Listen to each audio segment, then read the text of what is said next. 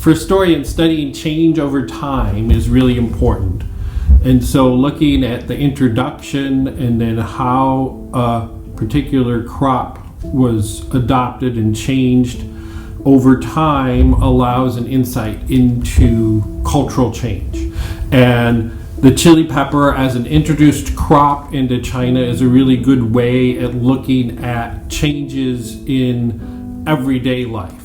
So everyone has to eat. How the chili pepper gets integrated into cuisine allows for a really interesting insight into examining cultural change over time.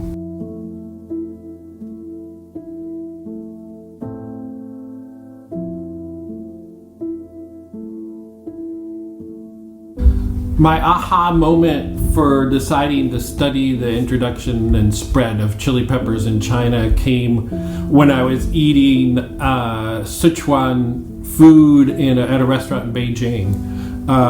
So I was thinking about it. I knew the chili pepper is a crop that originates in the Americas, and then wondering how the Chinese started eating something with that intense of a flavor.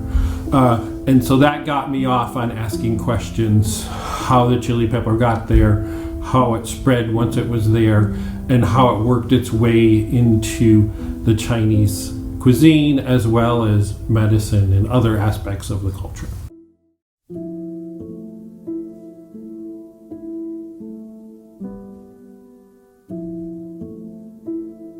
When the chili arrived in China, its first use as a flavoring almost certainly came about as a substitute for other flavorings. So it was an economical impact or influence. So the chili pepper was being used in place of more expensive flavorings.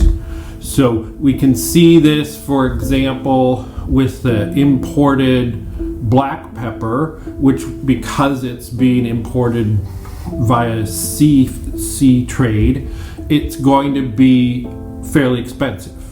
And so a plant that can be grown in one's own garden becomes significantly cheaper than an import.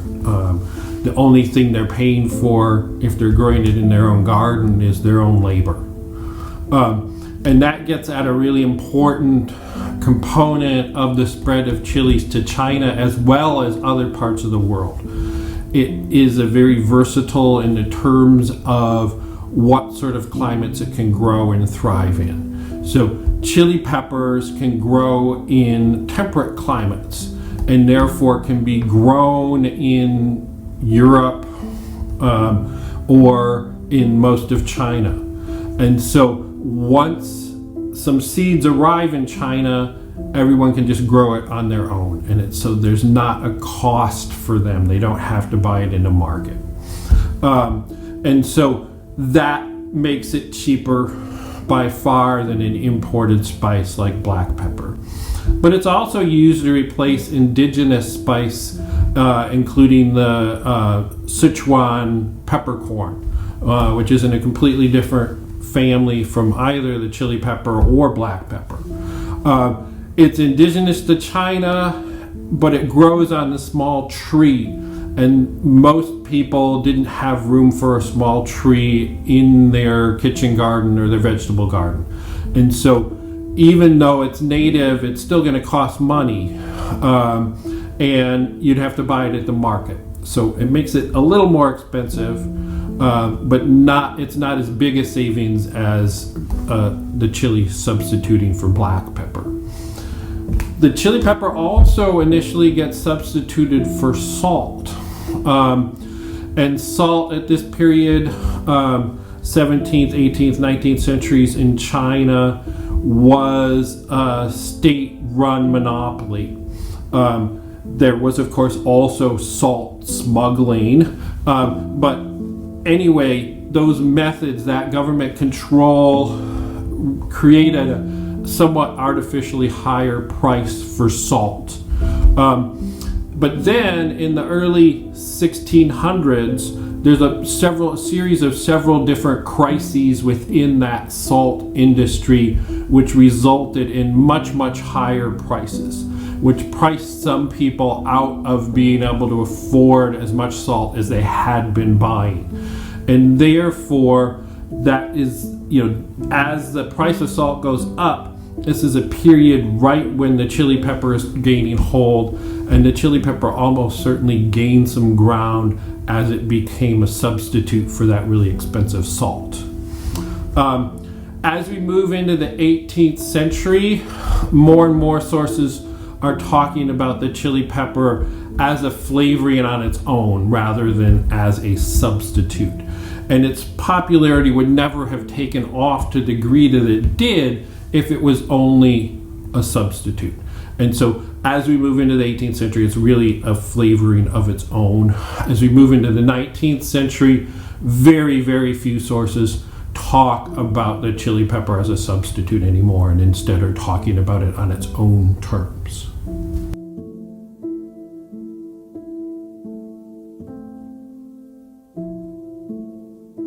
So in addition to the use in cuisine, the Chinese also use the chili pepper in their medical treatments. For the Chinese traditional medical system, traditional medicine, it's important to realize that they did not make a clear distinction between something entering the body as a food versus something entering the body as medicine. Anything that comes into the body, whether you're eating it for enjoyment, for flavor, as a vegetable, as a medicine, it's going to impact the body's health, the health of the body. And so it's somewhat an artificial divide to separate the two, but it's easier for talking about its introduction to separate medicine and cuisine. But it's also important to realize that one of the things that helps in the adoption of chili into cuisine is its integration into the medical system. So once the chilies arrived, people are eating it, they also start observing medical impacts of taking in the chili pepper. So initial thing that had to happen for that full integration of the chili into the medical system was for it to be categorized into traditional medical systems. And once that was done, that was helpful for people understanding how they could use it medically, but they also, because of that lack of a divide between food for cuisine, food for medicine, that was equally important for helping with the spread of the use of the chili pepper in cuisine. In terms of the systems, typically because of the type of flavor it had, it was expected to have an impact on the lungs and then also on the lower intestine. And those are things that other strong flavored or pungently flavored plants would have, such as ginger or else black pepper, for example. As people were eating it more, they realized just through observation that the chili had other impacts on health. And so we start getting records of chili pepper's use in health beyond just what would be expected based on where it was in these various categories and systems. And so if we look at the use of chili pepper medically in the sort of 17th century through the 19th century, there's a number of things that it was used to treat. So it was seen to aid in digestion. It was also important for appetite stimulation. It was helpful for drying out excess moisture, particularly in the lungs, but other parts of the body as well. It was also seen as a treatment for snake bites. And in this case, it would be an anti-inflammatory and then also for pain relief. In addition, in malaria areas, the chili pepper was used both as a treatment once somebody had malaria, but also as a prophylactic, so a daily use in food as a way of preventing getting malaria in the first place. One other thing that I found was that it was also used as a treatment for hemorrhoids. Now, it's important to realize this was taken orally.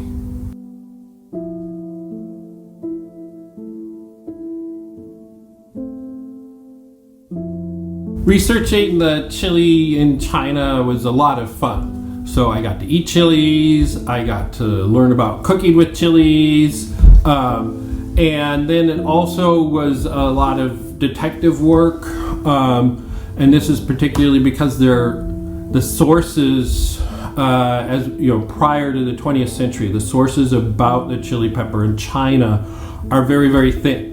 And so I had to get as much out of each of those short sources as I possibly could. One of the other things that was really fun, but also important because of that thinness of sources, was that I had to look at a really wide variety of different types of sources. So local histories or gazetteers were really, really important, but so were medical texts, botanical texts, gardening texts, books about agriculture, also literary works. So there's one novel where there's an important character that relates with chili peppers. There's some poetry, a little bit of artwork. And then as we move into 20th century, there's a series of different songs about the chili pepper. All of these are really important for understanding the impact of the chili pepper across a wide range of aspects of Chinese culture.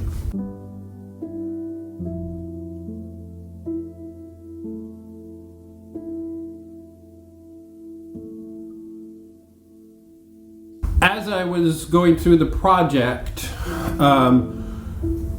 some of the questions I had at the beginning I was unable to answer, and then as I was going along, based on what I was finding in the sources, other questions came up.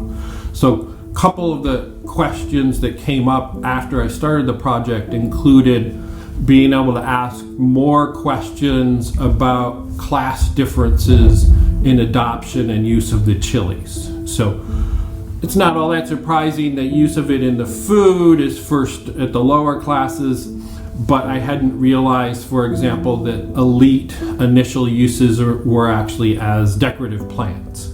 And so once I started figuring out some of those class differences, allowed me to ask different questions about adoption, particularly in the ways they're being used differently across different classes.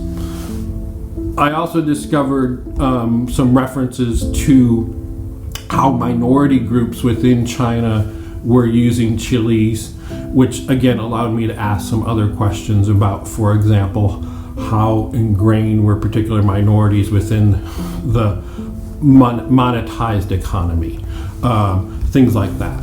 And then another thing that emerged, my training and most of my research is typically in what we call the late imperial period for Chinese history, which is roughly 1500 up to the early 1900s. And this research allowed me to come really all the way up to the present. So there's a lot of really interesting changes that occur in the mid 20th century and later. And so this project changed as I realized I could bring it all the way up to the present rather than just keeping it back into that late imperial period.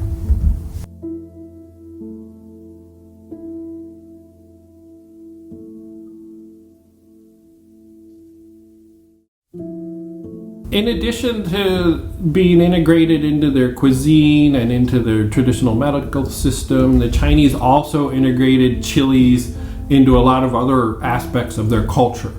So the very first author to write about chilies, this is from 1591, talked about them as a decorative plant. So he's valuing them for their aesthetic value. And it's interestingly, the Spanish, when the chili pepper first gets there, also initially emphasized them as decorative plants. So in China, the elite were definitely using them initially as decorative plants. We also get references in later periods to them, to describing them as something people like to grow for enjoyment in pots or trays. So their aesthetic value as decorative plants was important from the very, very beginning, and that continues up to the present. Another modern adaptation of that valuing of the chili for its beauty can be seen in strings of decorative artificial chilies. These are typically stuffed cloth chilies. They can just be plain red, or they can be red with some embroidery on them, such as gold or some other colors, to make them even more festive. And these strings of chilies are hung up one on each side of a family's doorway at New Year's, which is the most important holiday in the Chinese calendar. And those are they serve as a sort of blessing and a request or prayer for a prosperous and abundant New Year. In addition, there's also a couple of different ways in which the chili gets integrated into gender norms or gender stereotypes or gender expectations. So for men, this is an emphasis on warfare, leadership, and I would also say virility. And the really good example of this is Mao Zedong. So Mao is from Hunan, avid chili eating region, and Mao really, really, really loved chilies. He would criticize people who came to visit him if they couldn't handle eating chili peppers. And he would even sprinkle chili pepper flakes on his watermelon. Anyway, he associated eating chilies with his ability as a revolutionary leader, as a war leader. He even stated that without chilies, the revolution would not have happened. So we can see that chili eating becomes associated with that sort of warrior ability and leadership ability. And then if you look at another aspect of it, it's for women, we get this trope called la meizi, which means young spicy woman or spicy girls.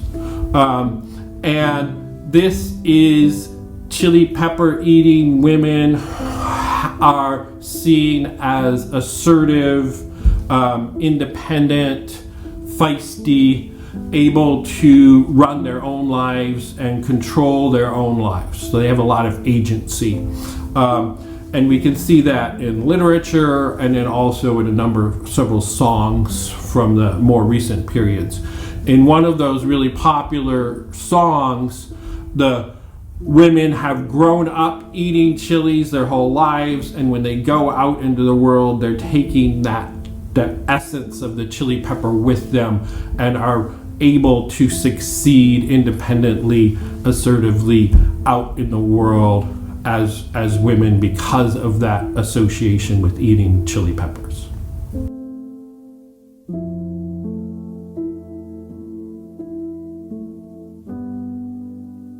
Once the chili pepper arrived in China, the meaning of the character la, which means spicy, changes.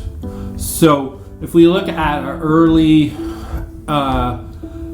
18th century dictionary, the meaning of la, they give the examples of ginger, onion, and garlic. If we look at a really important dictionary from the 1990s, that has shifted. The chili pepper gets added. Now it's ginger, garlic, and chili pepper.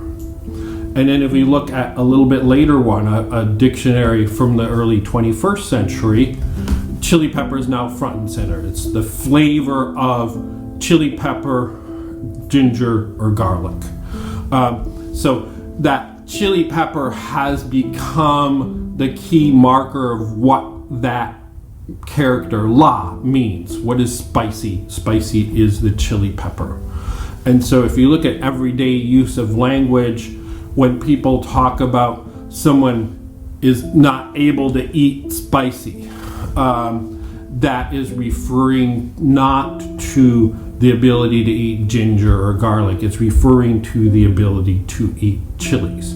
Similarly, if somebody says they love to eat to eat things that are spicy, they mean the chili pepper when they're using that phrasing. So that character, that concept, that word la has changed and now is directly associated with the chili pepper.